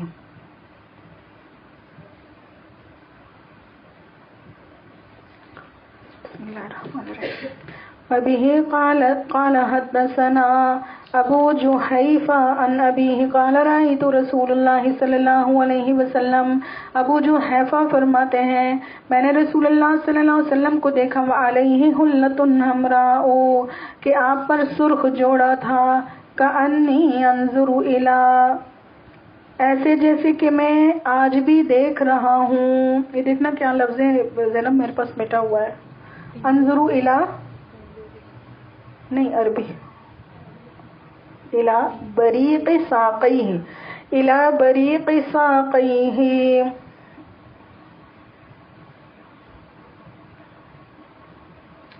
قال سفیان اراہا حبارہ. اس حدیث کو راوی سفیان کہتے ہیں کہ میں نے آپ صلی اللہ علیہ وسلم کو سرخ دھاری دار چادر پہنے ہوئے دیکھا. یہ جو حدیثوں میں سرخ رنگ آتا ہے تو اس سے مراد سرخ رنگ کا فل جوڑا نہیں ہے، بلکہ سرخ رنگ کی دھاریاں ہیں. یہ ایک ایسی چادر چلتی تھی جس کے اندر سرخ رنگ کی دھاریاں ہوتی ہیں. جیسے کبھی کبھی ہوتا ہے نا کہ ہم لوگ اپنے کہنے میں ایک بات مختلف طریقے سے کہہ جاتے ہیں، کہ جیسے اب انہوں نے یہ کریم کلر کی بیس کا دوپٹہ پہنا نا، کریم کلر کی بیس کا دوپٹہ اور اس پہ پرپل فلاور ہے. اب میں کسی کو بیان کروں تو میں کہوں کہ انہوں نے پرپل دوپٹہ پہنا ہوا تھا، کہ وہ جو اوپر کلر ہے ڈومیننٹ وہ پرپل فلاورز، تو میری مراد ہوگی کہ پرپل فلاورز والا کپڑا پہنا ہوا تھا. لیکن میں اس کو بیان کیسے کر جاؤں گی کہ انہوں نے پرپل دوپٹہ پہنا ہوا تھا.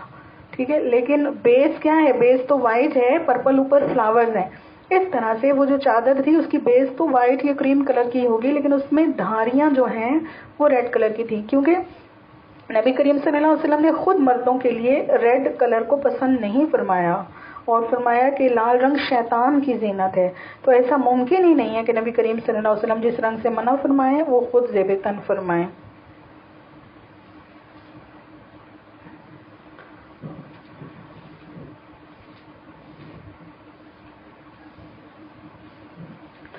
وبه قال حدثنا براء بن العازب قال ما رأيت أحدا عن الناس أحسن في حلة حمراء.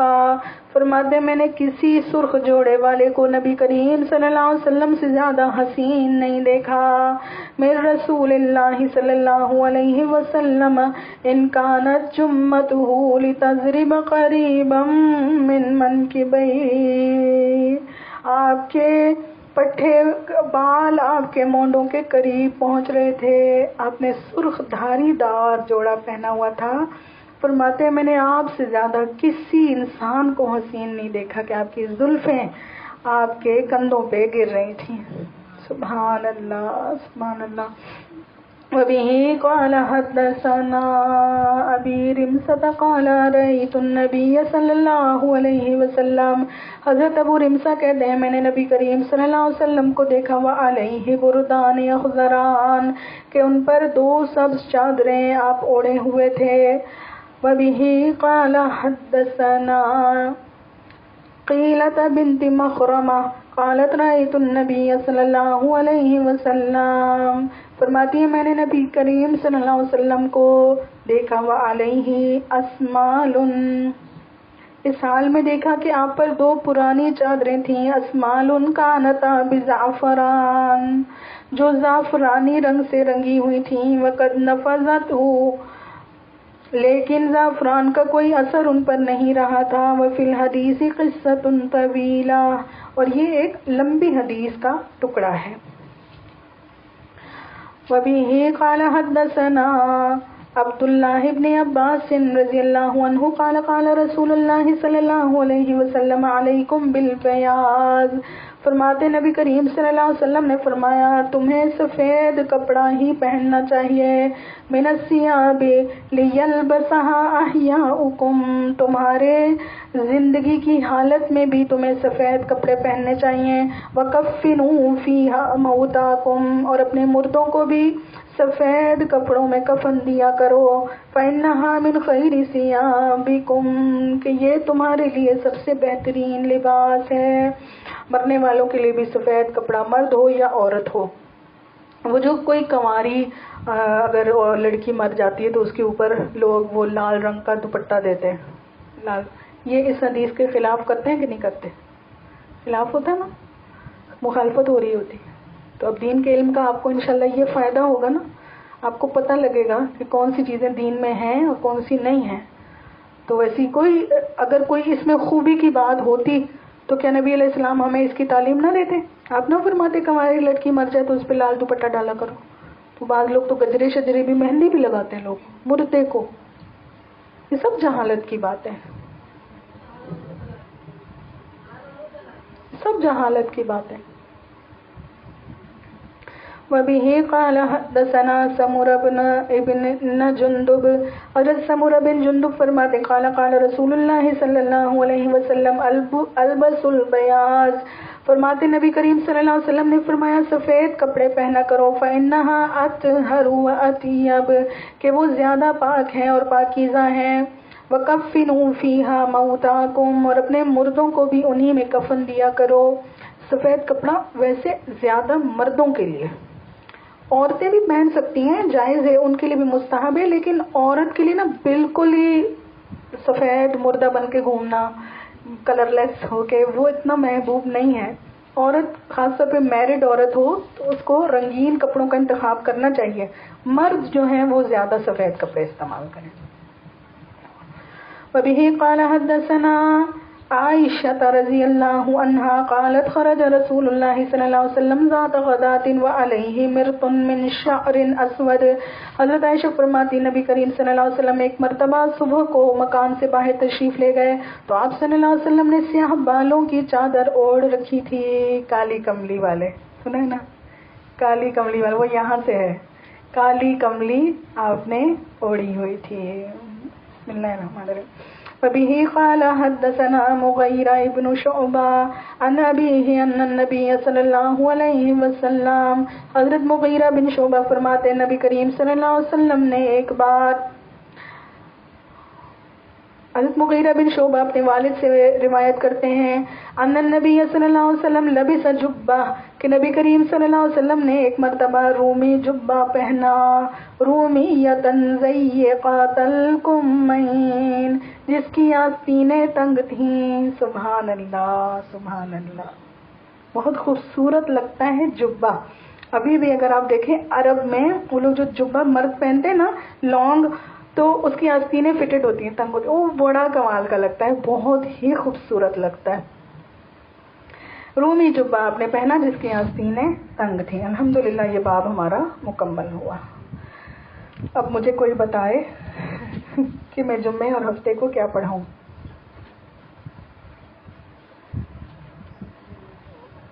مجھے لگتا ہے کتاب تو ہماری انشاءاللہ پوری ہو جائے گی. آگے ساری حدیثیں چھوٹی چھوٹی ہیں.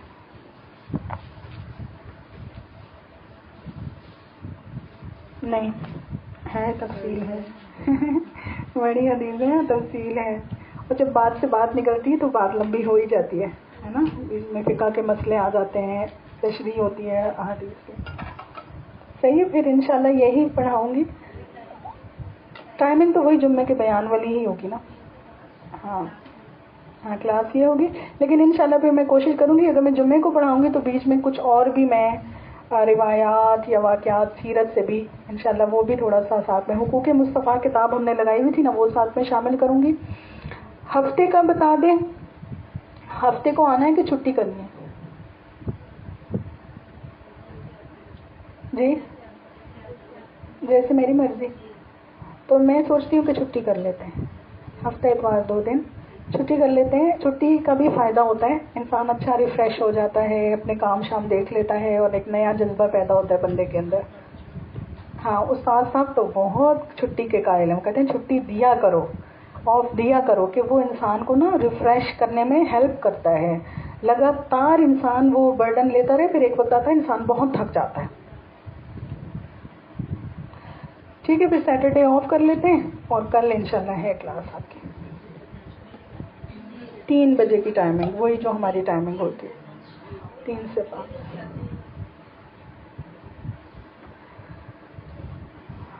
اللہم صلی علی سیدنا محمد وعلی آل سیدنا محمد وبارک وسلم علیہ. ربنا ظلمنا انفسنا وان لم تغفر لنا وترحمنا لنکونن من الخاسرین. یا اللہ یا رب العالمین, ہم جو پڑھ رہے ہیں پڑھا رہے ہیں, یا اللہ اس کی برکت سے ہمارے دلوں میں نبی علیہ السلام کی اور آپ کی سنت کی محبت کو ایسا پیوست کر دیجئے یا اللہ کہ ہر دوسرا طریقہ, ہر غیر ہمارے دل سے نکل جائے, اور نبی علیہ السلام اور آپ کا طریقہ, ہمارا اٹھنا بیٹھنا پہننا اوڑھنا, ہر ہمارا عمل سنت کے مطابق ہو جائے.